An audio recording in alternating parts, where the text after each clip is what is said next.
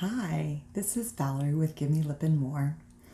So, this episode is gonna have Jasmine back because she is wise beyond her years. She is such a beautiful individual inside and out, and she is just has a way with words. And sometimes I'm feeling it's really interesting. Sometimes I'll be feeling the same things, but Jasmine will vocalize it first, and throw it out there, and then I'm like, oh, that's exactly what I was feeling. But Jasmine summed it up very nicely because she's good. She's really good, and she's beautiful. And again, inside and out, she's just an incredible young lady. And I'm so proud that I've gotten to know her. I've known her for years now. And she just gets more and more beautiful with age. She's just an amazing young lady. So this is about mental health. And I haven't decided yet, but I'm thinking about maybe doing a mental health segment regularly because we all have something. And this breakup has definitely impacted my mental health. The actual breakup happened in April, and I got through April and I got through May, and I was using every coping skill that I could muster. And I've been on a no buy, and I just got to the point where I used all of my resources. I did not have any more resources. And this past May makes 2 years that I've had the gastric sleeve surgery. And I've lost 151 pounds. And I did it for health reasons. I did it so that my blood pressure wouldn't be high, that I wouldn't have any issues with diabetes, that I wouldn't have sleep apnea, that I wouldn't have joint pain. And I have been very fortunate. It has worked.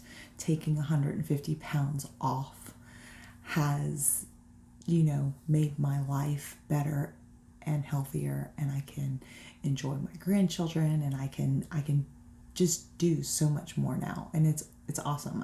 I'm loving it.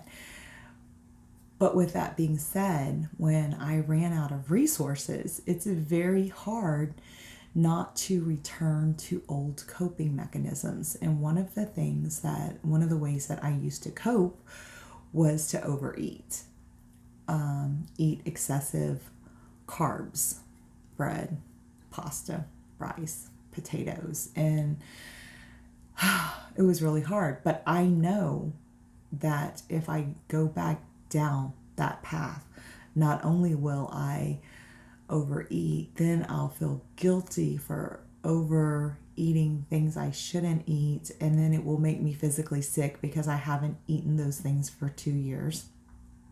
I'll be physically sick. I will feel guilt.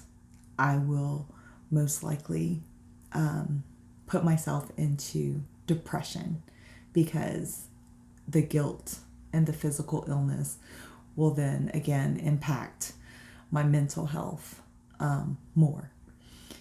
So I still had enough resources. I was like, don't eat that, and I managed to stay away from the foods that I shouldn't have and amounts I shouldn't consume.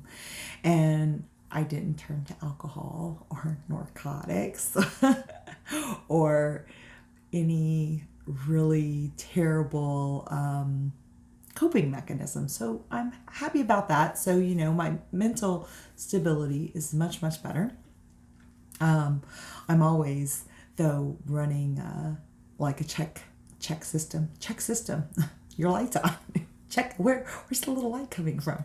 Because I know if I don't really consciously watch it, I can go and into a place I don't want to go, you know, and it's just not good for me. And I know this. So June 1st, I broke my no buy. November of last year, I started a low buy, and then December, January, February, March, April, and May, I completed a no buy, but originally I wanted to go on an entire year. June 1st, I needed an outlet, and I chose retail therapy, and I bought makeup, and I have bought quite a bit. Let me just throw all that out there. But I don't feel guilty. And I know this is a temporary situation, and it has made me feel, it has done what I intended it to do. I do feel better. I don't feel great that I broke the no buy, but I knew that I needed some outlet. I needed something. And it was, I was at a place mentally that I could not be successful in every area. I needed something to give. And the no buy went by the wayside. And at this point in my life, if that's the worst thing that happens with all the things that are going on, I'm okay with that, because I can make money. I start my new job on Monday. I've been very frugal until June 1st. And I'm happy, you know. So it did what I intended it to do. And I think that's what you have to, whenever these things happen. And I don't know if I'm going to go back on a no buy, or if I'm just going to go on a budget. I haven't decided how I'm moving forward. But with all of these things happening, it has really given me time to think. I'm so glad that I'm home, because my daughters have been so supportive of me while I go through all of these things. And it's still hard, because I am used to having a life partner. I'm used to having like who I consider to be my life partner. I'm used to sharing my day with my life partner. I'm used to sharing, things that happen, the momentums, the milestones of the children, of the grandbabies.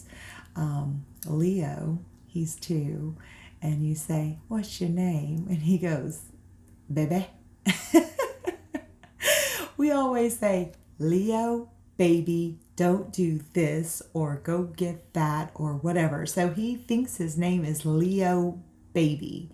But if he has to choose one name, he will tell you that his name is Bebe. It has been so hard, because I've had to block my ex because he was stalking us. So that's been interesting. So it's been very hard, because I wanted to tell him, "Oh my gosh, you should hear Leo, ask him his name," because he's been there since Leo was born, and he would appreciate that, and total strangers don't care, And then Kai is 5, and we did not tell Kai what happened, because she's 5. And I figured, she would eventually ask questions, and I didn't want to give her more information than she needed. And she did. She did ask. She was like, "Where is he? Does he still live in Texas?" I was like, "Baby, I don't know." "Did you break up?" "Yes, baby, we broke up. But sometimes these things happen, and you have to move on." "Okay, but I miss him." And what do you say to a 5-year-old? I'm like, "Okay, I know, I'm sorry," And he doesn't have to deal with that. He doesn't have to look at her little face and hear her little voice and her concern. And she wants to know. She still loves him. She still cares about him. And I don't want to tarnish that memory of him for her. because they had a fantastic relationship. He was great at being a grandfather to these children. You know, the relationship between he and I ended, but he was really, really great with my kids and the grandchildren. So, you know, so it's hard. And then today, my oldest daughter calls me and she says she's going to have baby number 3. So we have Kai and Leo and a new one on the way. And I'm so excited, you know. I already love it. I don't know if it's a boy, I don't know if it's a girl, and I don't care. It doesn't matter. It's going to be my baby. And I'm going to hold it and love it and rock it. And, I can't wait because that's what I do. I love the babies, right? So with all of these things going on though, and taking check of where I am mentally and emotionally, if I would not have broken my no-buy, I would have thought I was, healthier. I did need that release and it did help. But it does have me having some reservations about other things. I really wanted to start school in August. I really wanted to get my master's, go into a master's program and get my family nurse practitioners. I don't think with everything that is going on right now, this August is going to be a good time. I think I might need more time to take care of myself and really, because when I start a program, I need to mentally be stronger than I think that I am. And I thought I was stronger until I needed that release and could not find any other coping skills to deal with it. And then I was like, oh, well, there's a setback. But it's a setback, and I'm acknowledging it and I'm moving forward. But,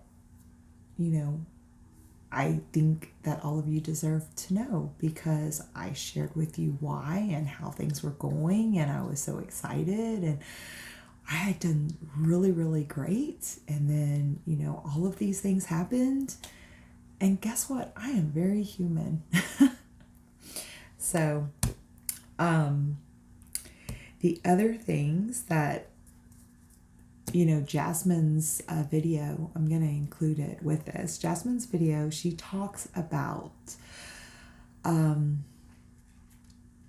she doesn't care what you think about her. And that really made a lot of sense to me because I cannot let anyone's opinion of me determine my worth. I determine that. I determine my successes, my failures, and I have to own it. And that's where I am. And it's so, when anyone says something like that, sometimes it can come across really ugly or possibly rude and in the wrong way. But it's not meant to be rude or obnoxious. It is meant to let you know, but I don't know the nicest way to say that. How do you nicely say that your opinion isn't, I'm not seeking your opinion? It just, there's not really a nice way to say that you don't care what someone thinks. I mean, you're not trying to hurt their feelings, but at the same time, you're trying to let the other person know that you are mentally healthy enough that you don't need their validation to be okay, because you are okay with their validation, without their validation. Their validation does not make or break you because you're okay. And that's where I am. I mean, is validation nice? Absolutely. Who the heck doesn't want to be validated? But if you don't validate me, I'm going to keep swimming. Just keep swimming. Just keep swimming.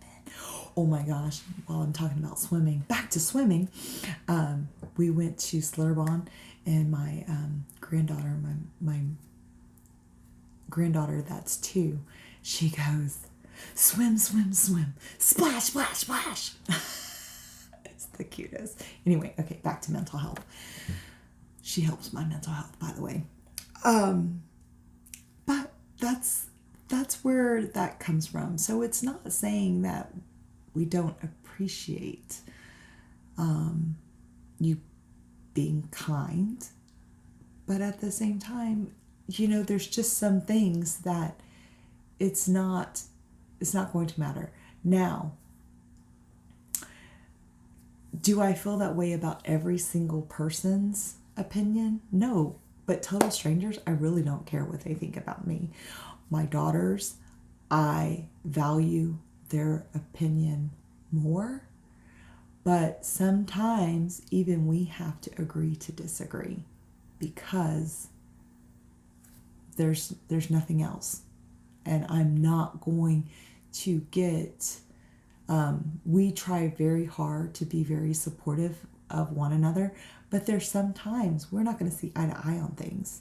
And that's okay, because that's part of their growth and part of their path. And it's part of life. So sometimes even the people that we absolutely love more than anything else, you still aren't going to get that validation from, and you still have to find a way to be okay with your choices, because you live with your choices and the consequences of those choices, and no one can save you from that. That's our own thing. And I have, what is it? I found a meme on the internet. Dun, dun, dun. Surprise!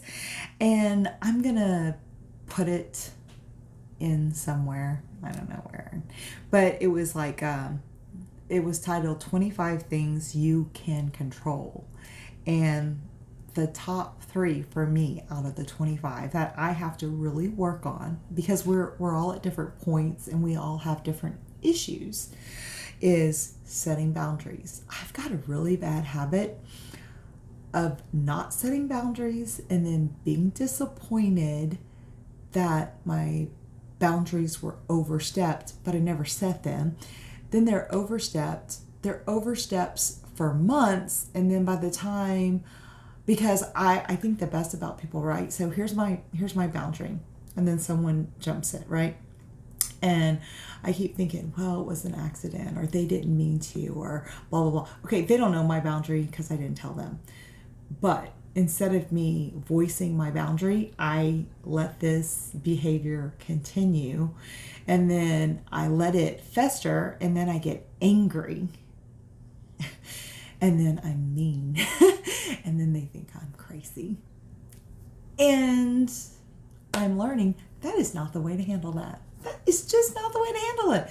The first time that they break your boundary, or they don't, they, as you're getting to know different people and they break your boundary, you just say, hey, this is not okay, and you tell them what your boundary is, and then you can see if they're going to respect your boundary or not. But don't let it go like I did. Don't get mad and angry and then come off as the crazy person. I mean, yes, I'm crazy, but don't do that, because it's not healthy for you. It's not healthy for them. And it's really hard to recover from that. And I've learned that the hard way.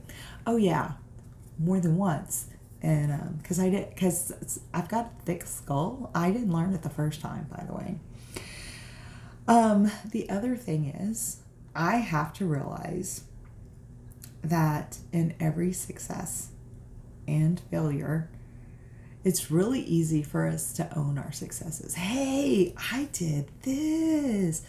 But sometimes it's really hard to own your part in a failure, like me setting boundaries.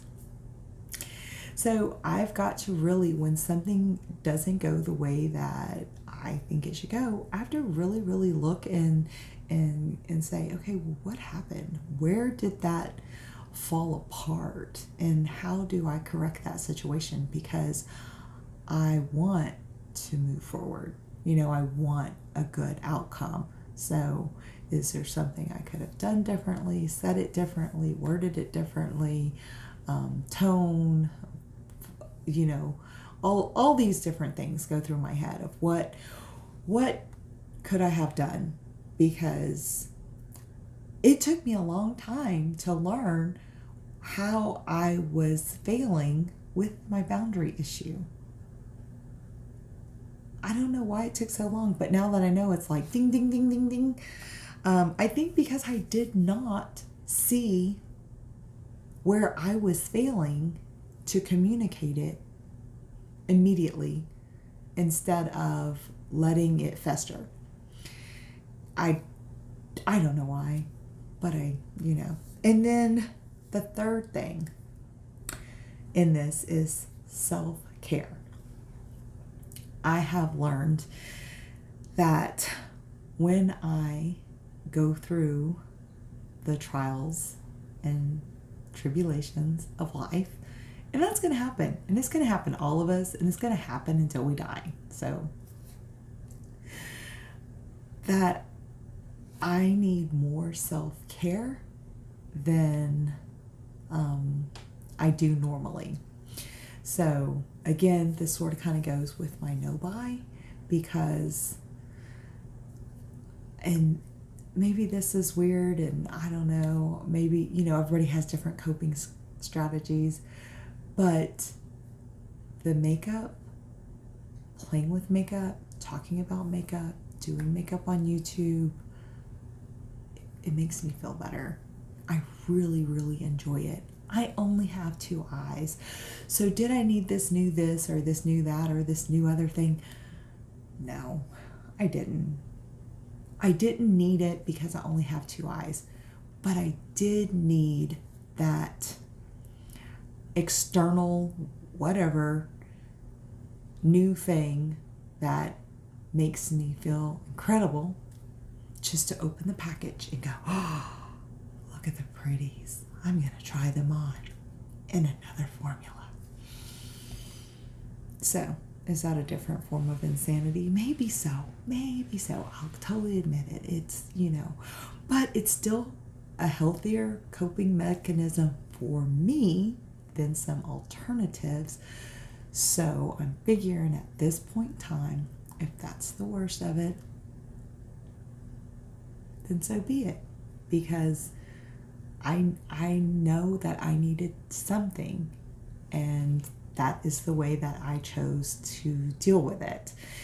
Is it perfect? No, but I'm not perfect, and I'm working on better coping mechanisms, and maybe the next time something happens, I'll have a better plan in place. But this has, worked for this round, and I'm just trying to get from A to B now. That's where I am. So, last but not least, there is a number that you can text. It's 741-741, and it is for support, and I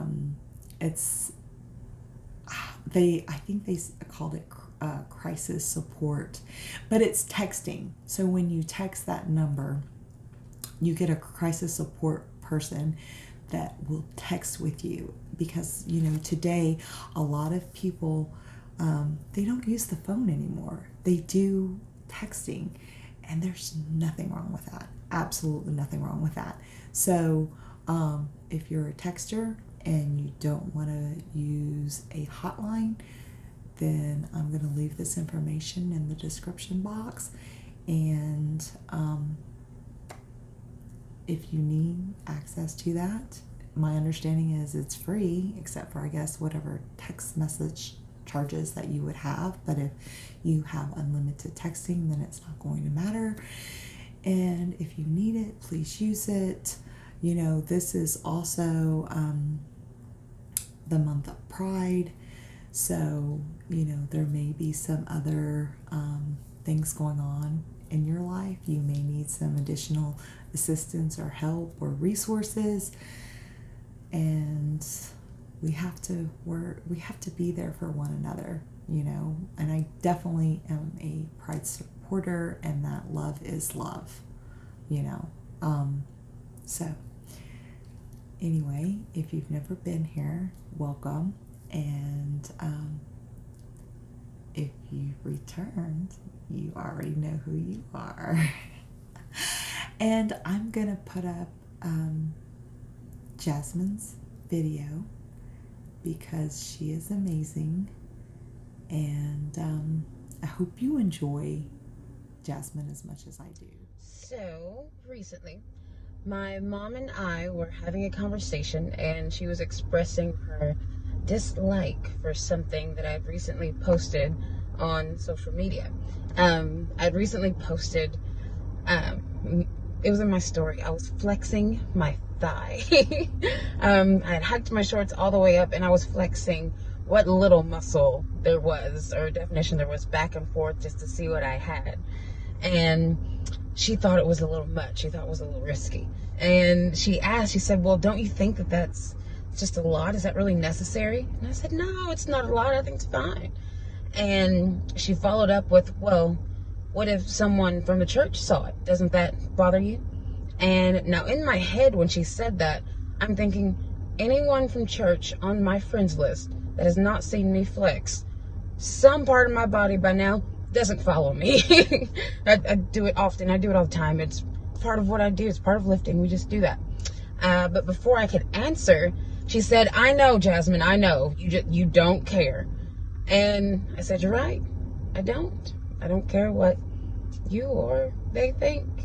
And I said, I don't mean it in a defensive way. I'm not trying to be aggressive with it. That's not my intention. And she said, well, I just don't get it. Then you'll have to explain that to me, because I just don't understand that part. And I will say, having the conversation of, I don't care what people think, that comes up a lot. So I wanted to use this video to explain that no, I do not care what anyone thinks. Now, I will preface with, there was a time when I did care what people thought, and I cared for a long time. And if I knew you during that time, I likely owe you an apology, because I spent a lot of time excessively intoxicated, was drunk all the time, and I was very unhappy, and my actions showed that. And when I did get sober, I decided that was a big root cause of my unhappiness, so I wouldn't do that anymore. So I don't. Now, the facets that I mentioned of not caring, like when my mom said, well, what if people at the church saw it?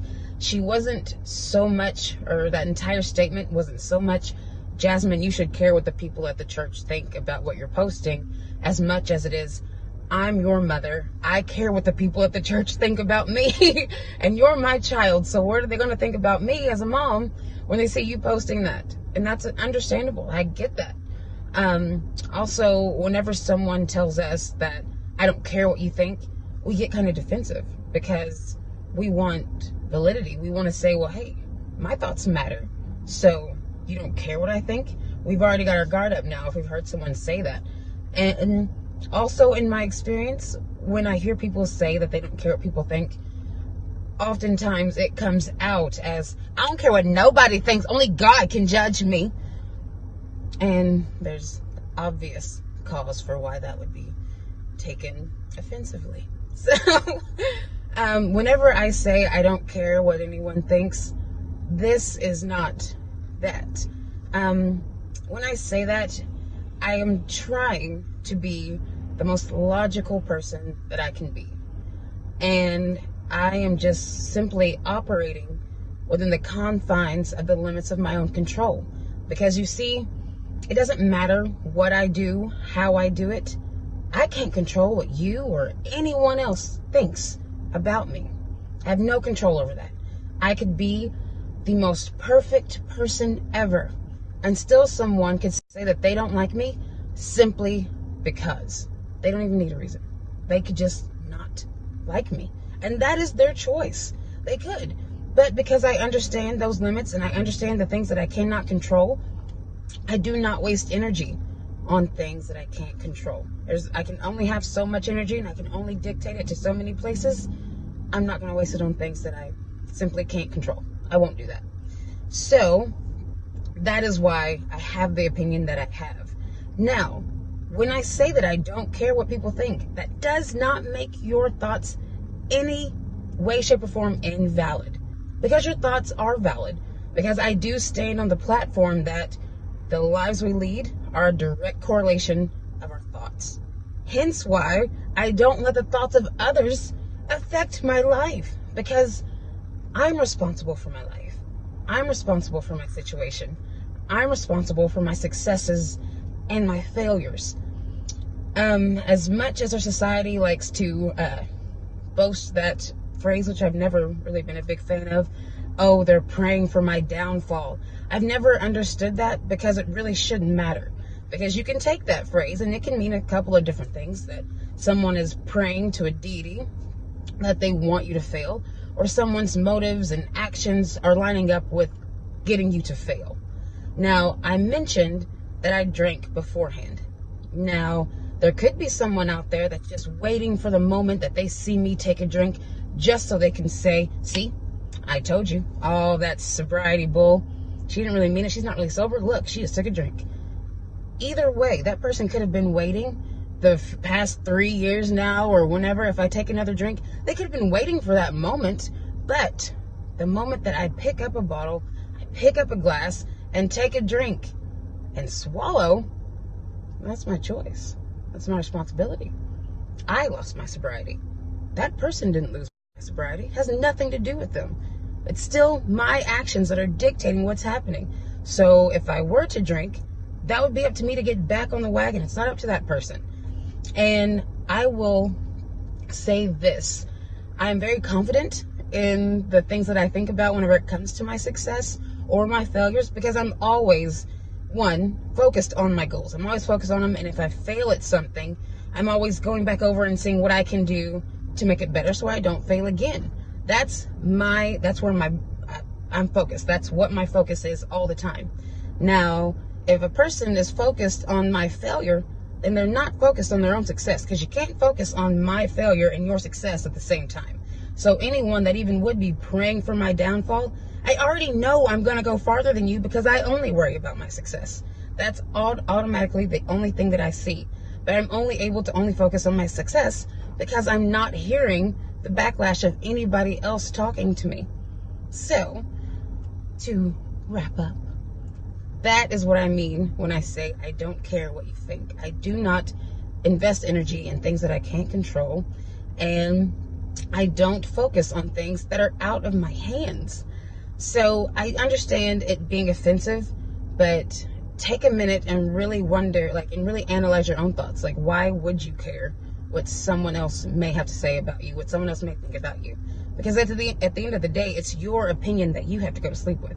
It's your thoughts. It's in between your ears, what's going on in your brain, that you know what's going on back there. You know the details of. No one else will ever know that. No one else will ever be a part of that. That's all you. Now, with that being said, why do you care what I think? I'm just some little brown girl in the Midwest that likes to talk to her phone. Should you have any disagreement or anything to say, my DMs are always open. Until then, that's all.